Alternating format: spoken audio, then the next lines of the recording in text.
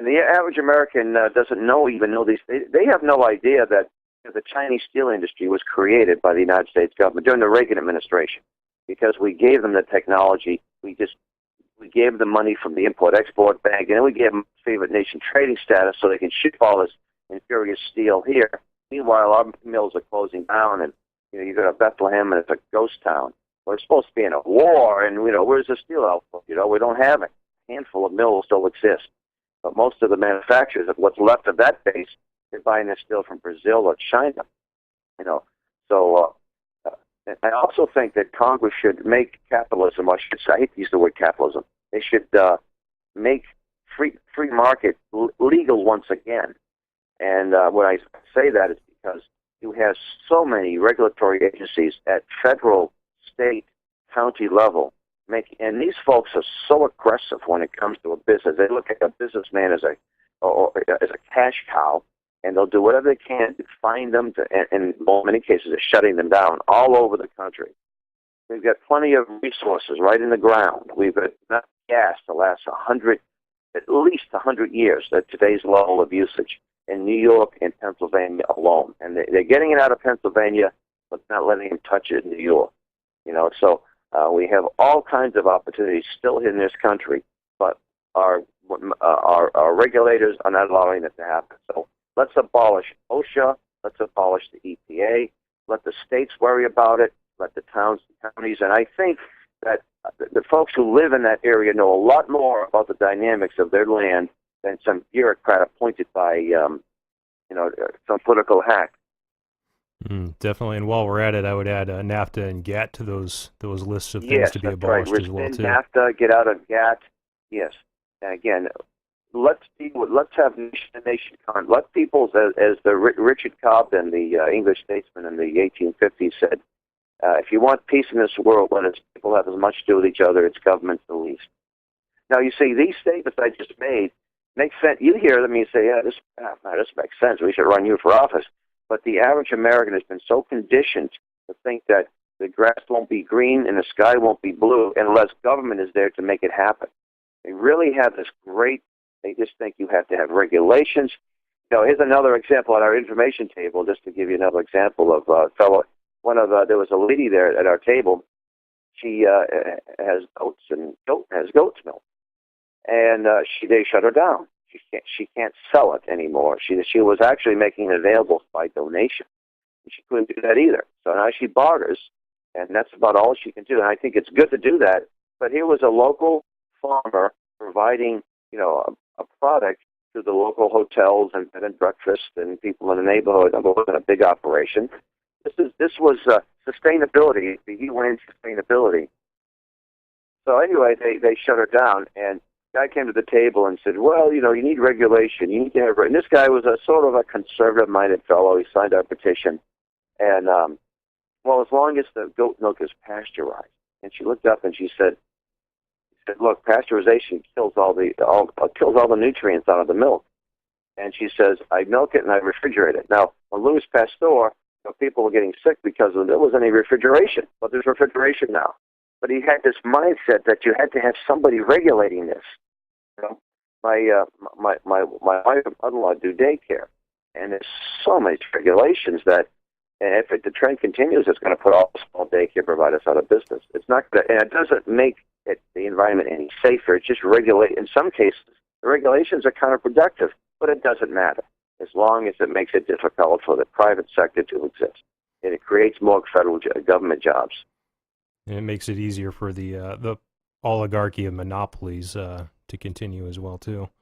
Exactly. And speaking, you mentioned about how Americans are being desensitized to all these things, and again, that in my opinion ties back to these roundtable groups that were set up, who hired folks like Edward Bernays back in the 20s, I believe, to start doing things like sexifying smoking and stuff like that, for trying to get women hooked on smoking and trying to establish all these ideas that certain things are cool and stuff like that, and I don't know. Well, one of the things that these insiders, as I might refer them to, the roundtable people, They looked at the family as the most important social structure.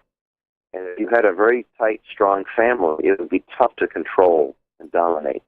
So the goal was to destroy the family. And you do that through centralization. You do that through promotion of pornography. And, so we have a sin nature, and these folks know that, and they take advantage of the sin nature. They set up this welfare state to encourage illegitimate children. They promote, look at Kinsey. Kinsey was funded by the Rockefellers, and his goal was to basically get American people to think, hey, you're normal if you engage in this behavior. Homosexuality is normal, and it's actually good. And here was a man that was a sex pervert in his own right, and that he employed child molesters as a research. And this guy wasn't from the inner cities of New York. This guy was in Indiana, a nice conservative Baptist country, and he did this stuff right under their noses. And if you there's a video exposing that came out a few years ago. I think it was called the Kinsey Report. And here are some of the people, older people that work with Kinsey, and they're kind of smiling about, oh, he was one of the researchers that was having sex with 8 and 9-year-olds. They're laughing. These guys should be railroaded, put in prison. And yet, and we see this happening. We see this child molestation. We see the proliferation of pornography. You don't have to go to the red light district. You have to just go on the line, go on the computer. And you know what? The concept of freedom, the idea is that there's a demand for something, and the people are going to meet that demand.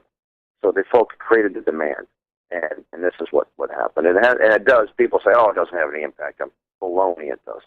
Look at the divorce rates. Look at they knew exactly what they were doing. The same thing with the drug addiction.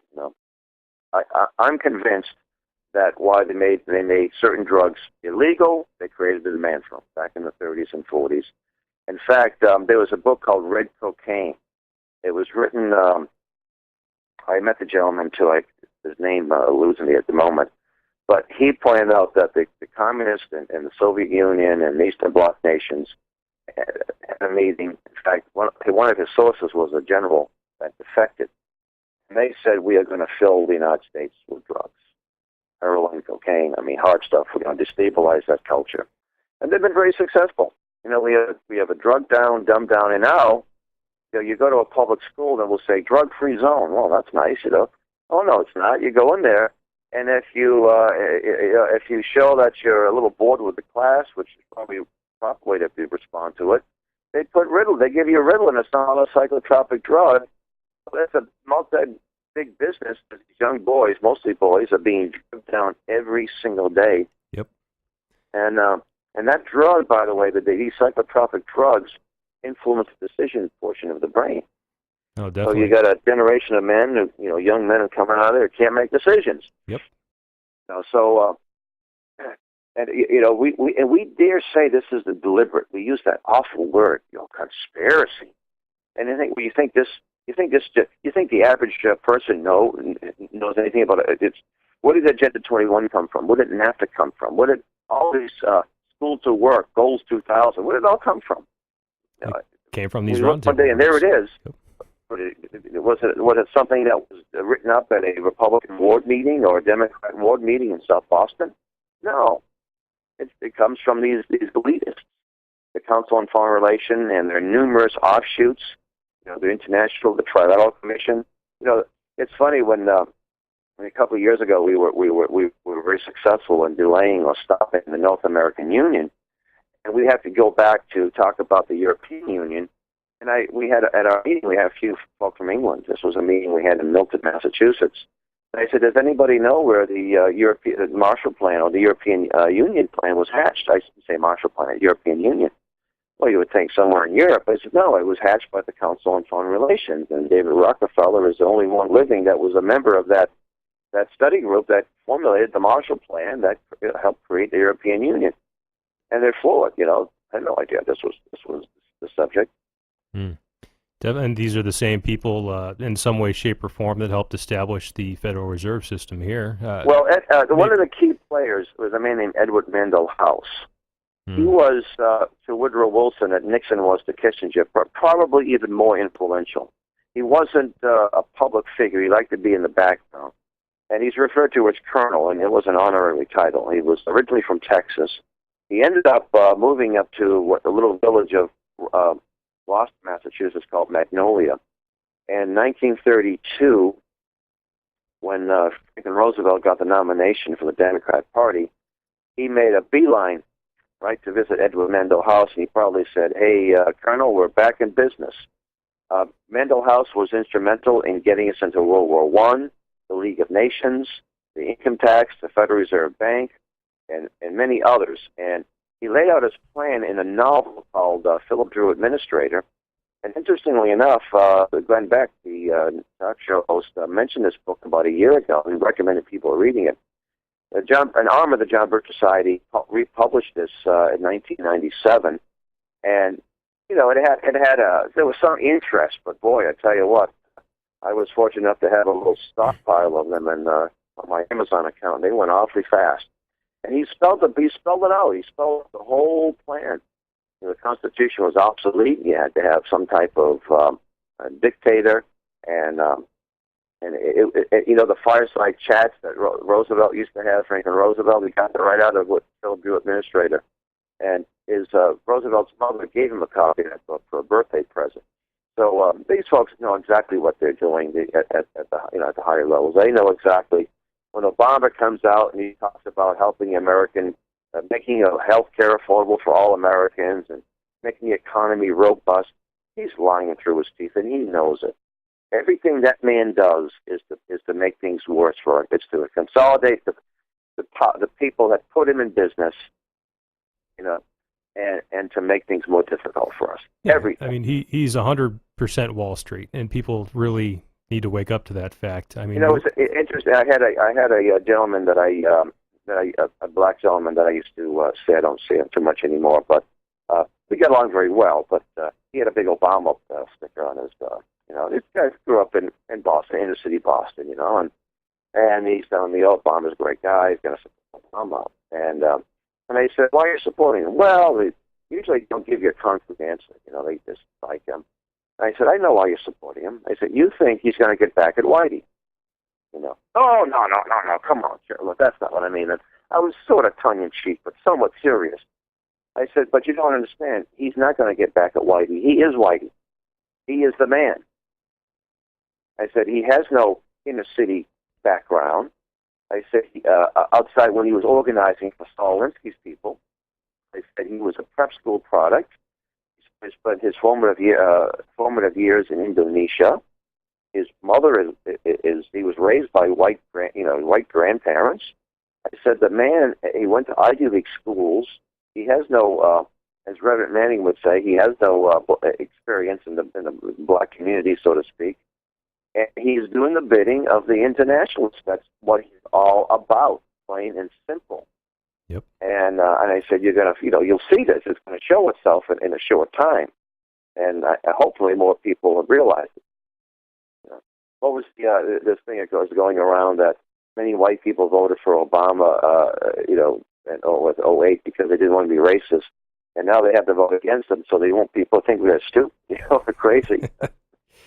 Yeah, well, I mean, if you look at his entire cabinet as well, too, they're all Council on Foreign Relations, Trilateral, or Bilderberg members, or all three. And look at his Vice President Biden. Vice President Biden had authored an article, and I don't know if it was Wall Street Journal or the Washington Post. I have it on my script page.